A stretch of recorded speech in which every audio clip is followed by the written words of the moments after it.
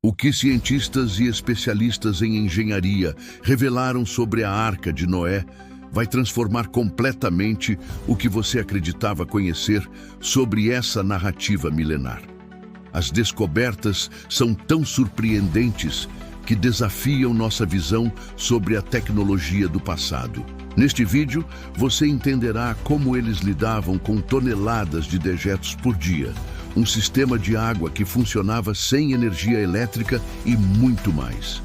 A construção da Arca de Noé está entre os maiores feitos da engenharia naval antiga. O relato em Gênesis 6:15 mostra que as dimensões foram dadas pelo próprio Deus: 300 côvados de comprimento, 50 de largura e 30 de altura. Convertendo para medidas atuais, temos proporções impressionantes: 135 mi de comprimento, 22,2 mi de largura e 13,5 mi de altura. Para comparação, a arca tinha o tamanho de um campo de futebol em extensão e a altura de um edifício de 4 andares. Um detalhe curioso é que essas medidas são menores que navios de cruzeiro modernos, que podem ultrapassar 290 metros. No entanto, engenheiros atuais encontraram nessas proporções uma relação perfeita de estabilidade, ideal para resistir a mares violentos. A obra trouxe desafios quase impossíveis. Segundo a Bíblia, Noé tinha cerca de 600 anos quando iniciou o projeto e levou 120 anos para concluí-lo, auxiliado apenas por seus 3 filhos, Sem, Cam e Jafé, e suas esposas. Sem máquinas, sem guindastes ou equipamentos modernos, o trabalho foi feito apenas com ferramentas rudimentares. A madeira usada, chamada de gofer, no texto original, ainda é motivo de debate. Alguns estudiosos acreditam que fosse cipreste, cedro ou até uma espécie hoje extinta, extremamente resistente à água. Essa escolha indica conhecimento avançado de durabilidade e resistência. Outro ponto é a localização. Construída longe de mares ou rios, a arca simboliza fé e obediência total a Deus. Pesquisas recentes mostram que o formato da arca maximizava o espaço interno e sua hidrodinâmica.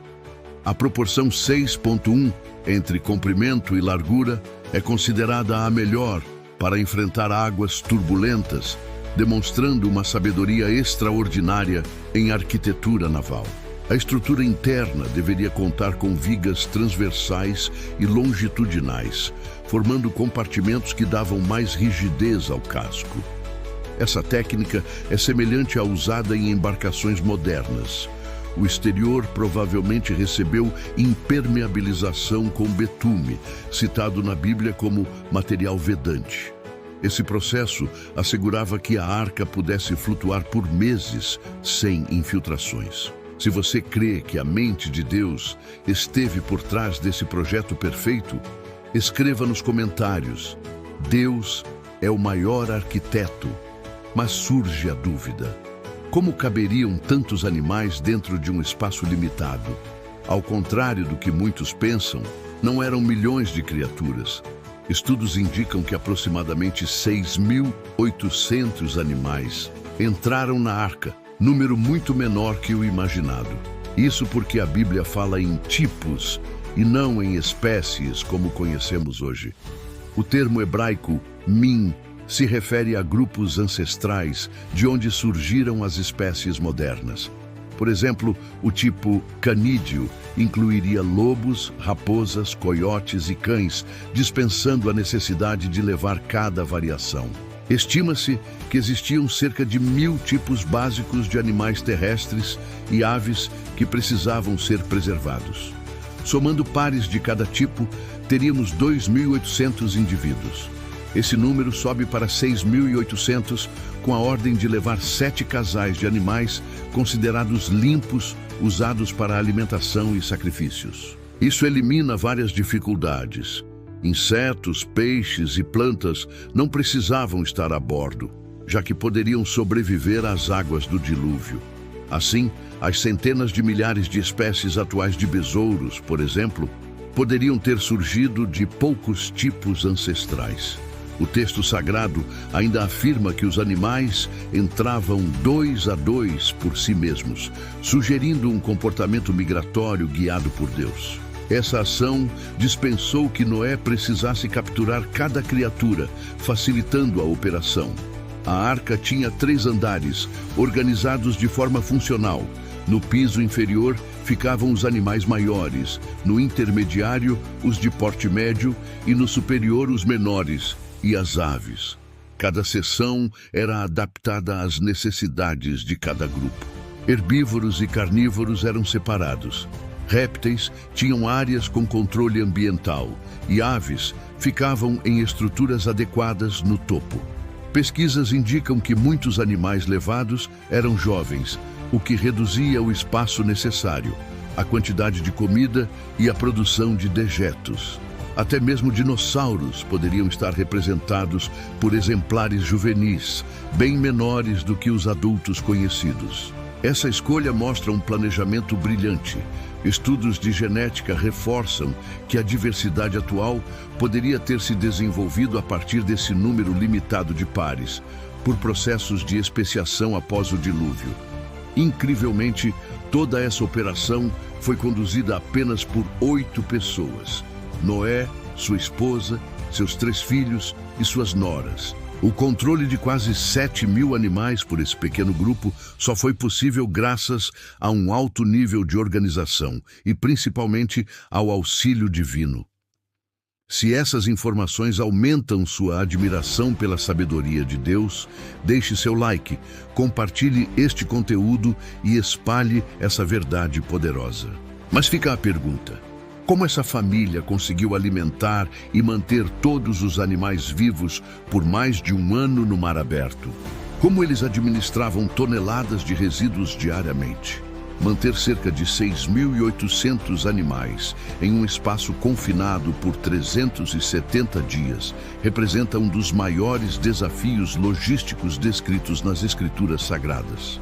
A análise desse aspecto revela um sistema organizacional surpreendentemente avançado para a época. O primeiro fator crucial foi o sistema de energia. De acordo com estudos arqueológicos e registros textuais, a arca possuía um mecanismo que hoje chamaríamos de semiautomático. Grandes recipientes de cerâmica, chamados cilindros, eram distribuídos estrategicamente nas gaiolas. Esses cilindros tinham aberturas calibradas que permitiam o fornecimento controlado de água e alimento para cada espécie. Conservar alimentos por mais de 1 ano exigia técnicas avançadas de preservação. Documentos históricos indicam que Noé utilizou métodos como desidratação solar, armazenamento em compartimentos secos e recipientes hermeticamente fechados. O inventário incluía grãos, feno, frutas secas e sementes. Uma dieta planejada para suprir as necessidades nutricionais de cada espécie.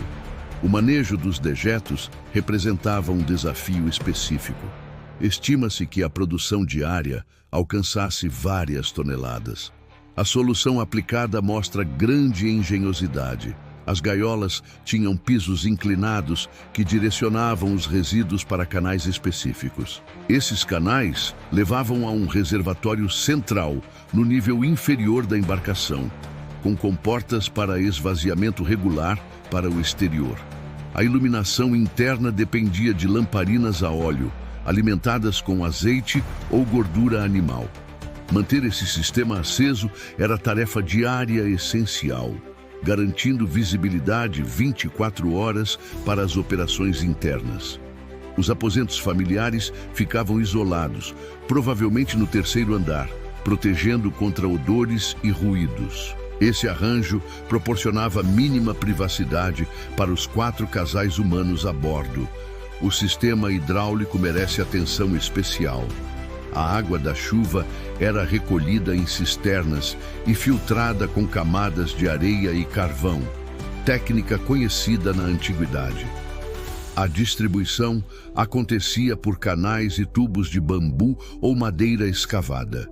A rotina diária seguia cronograma rigoroso: inspeção da saúde animal, reposição alimentar, limpeza de áreas comuns, manutenção das lâmpadas e preparo das refeições. Esse ciclo se repetiu sem interrupção durante todo o dilúvio.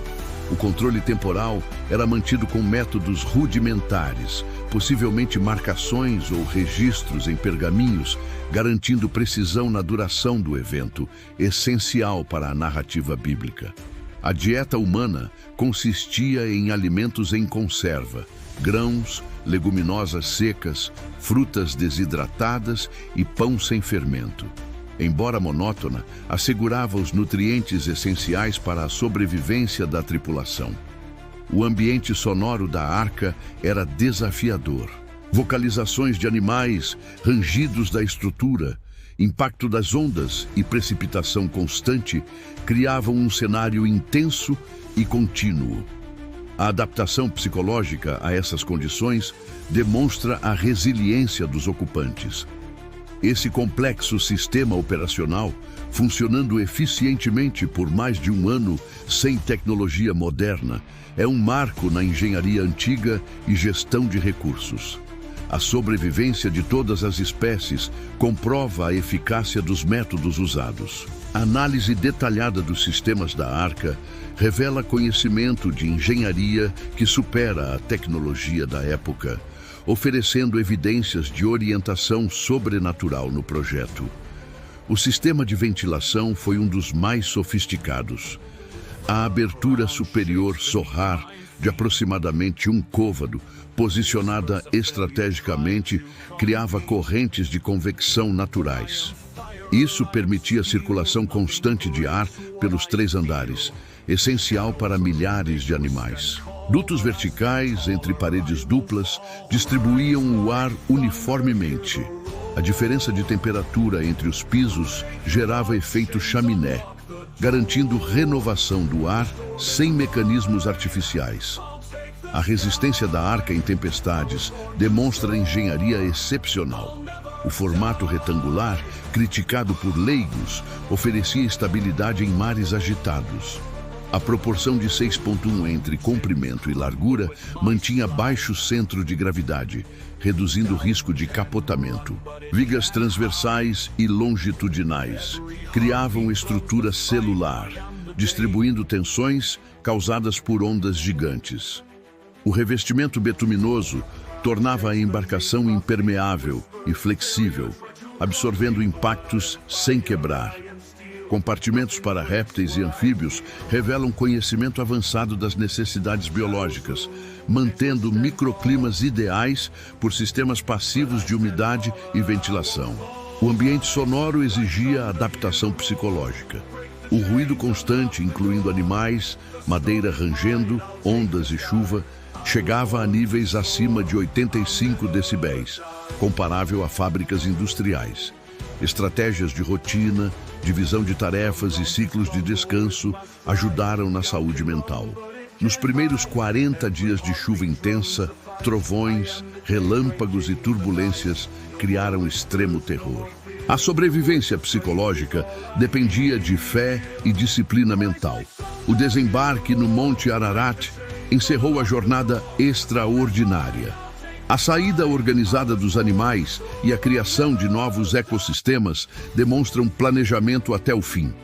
Sistemas integrados, ventilação, estrutura, ar-condicionado e gestão psicológica mostram sofisticação técnica que desafia explicações naturalistas. Se você reconhece evidências de poder sobrenatural, comente. Amém. Eu creio no poder de Deus. Um dos aspectos mais fascinantes do dilúvio envolve implicações biológicas e teológicas que vão além do evento. Análises contemporâneas revelam detalhes sobre variação genética pós-diluviana e mudanças na dieta humana. A diversidade genética de espécies e humanos originou-se dos casais preservados na arca, incluindo Noé, sua esposa, filhos e noras. Estudos genéticos indicam que variações étnicas surgiram desse grupo limitado por adaptação e seleção natural. Uma dúvida frequente envolve Gênesis 6, 19, 20, um par de cada espécie, versus Gênesis 7, 2, 3, 7 pares de animais limpos. Especialistas em hebraico esclarecem: instrução geral era um par, exceto animais limpos, levados em 7 pares para sacrifício e alimentação futura. A distinção entre animais limpos e impuros, codificada na lei mosaica, já existia na época de Noé, relacionada a sacrifícios, pois a dieta era vegetariana antes do dilúvio. Durante os 370 dias, a família subsistiu com grãos, leguminosas e frutas secas, garantindo nutrição adequada. Após o dilúvio, Gênesis 9:3 permitiu o consumo de carne. Tudo o que se move e vive servirá de alimento. A transição para a dieta onívora representou desafio, pois a fisiologia humana era adaptada ao vegetarianismo, exigindo adaptação gradual à proteína animal. Teologicamente, isso indica mudança no plano divino original. O Éden previa dieta exclusivamente vegetal. A permissão de carne pós-dilúvio foi concessão às novas condições ambientais, desafiando a sobrevivência humana.